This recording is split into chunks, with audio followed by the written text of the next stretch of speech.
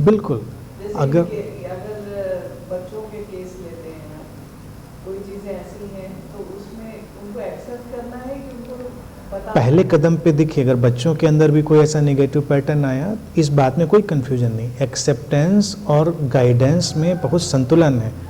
Acceptance है कि उससे हम विचलित नहीं हो रहे हैं। अचानक हम पहले क्या होता है, कोई भी कमी देखकर एकदम से उत्तेजित हो जाते हैं कि ऐसा कैसे है, ये कैसे हो सकता है। पहले हमने उसको एक्सेप्ट किया और फिर हमने देखा कि इससे प्रैक्टिकल डेली लिविंग में प्रॉब्लम उसको भी हो सकती है, हमको भी हो सकती है और आसपास और लोगों को हो सकती है। तो हम उसको बता सकते हैं कि देखो ये चीज़ ऐसे आ रही है। और बताने में जब देखिए एक मेडिटेटिव एंगल से हम बताएंगे तो अंतर ये पड़ गया कि पहले हम तुरंत शुरू करते हैं कि देखो तुम ऐसा करते हो इसलिए ये प्रॉब्लम है। अब जैसे हम कहते हैं तुम ऐसा करते हो, व्यक्ति तुरंत डिफेंसिव हो जाता है, बच्चा भी डिफेंसिव हो जाता है, बड़ा भी डिफेंसिव हो जाता है और फिर युद्ध शुरू हो जाता है। अगर हम कहते हैं कि देखिए ऐसा कभी कभी होता है और कोई नई बात नहीं है, ये बहुत लोगों के साथ होता है, तुम्हारे साथ भी ऐसा होता है, मुझे पता है कि इसके लिए तुम जिम्मेदार नहीं हो, ये तुम्हारे साथ होता है, लेकिन इससे तुमको खुद परेशानी हो सकती है, दूसरों को परेशानी हो सकती है।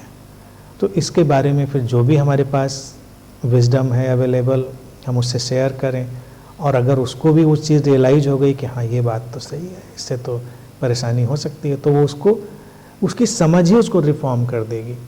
तो इसलिए ये एंगल जो हम रख रहे हैं ना, ये बिल्कुल डिफरेंट। एक्सेप्टेंस और ये जो नॉन डूअर की बात हैपनिंग की है, ये एकदम से सारे फाइट को रिलीज कर देती है। जनरली क्या होता है, हम तुरंत दूसरे के ऊपर ऑफेंसिव हो जाते हैं कि तुमने ऐसा जो किया है ये बहुत गलत है। झूठ बोलने की आदत है किसी को, झूठ बोलता है, मैंने बच्चा ही झूठ बोलता है। आपने कई बार पकड़ा, आपने कहा कि तुम बहुत झूठ बोलते हो, तुम क्यों झूठ बोलते हो।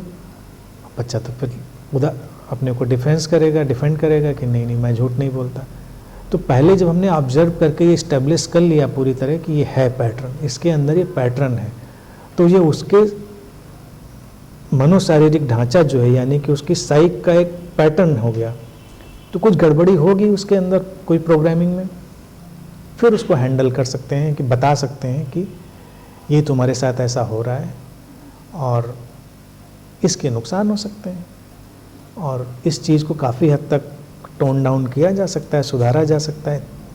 तुम झूठ बोलते हो ऐसा नहीं, झूठ की कोई ऐसी चीज़ तुम्हारे अंदर पैदा हो जाती है एज अ हैबिट, क्यों हो जाती है इसको हम लोग एक्सप्लोर कर सकते हैं। इस चीज़ का पता लगाया जा सकता है कि ये तुम्हारे अंदर क्यों आता है, क्या कोई फियर है, कोई हेजिटेशन है, कोई लाइफ में शॉक है, या क्या चीज़ है, इसको हम लोग ढूंढ सकते हैं।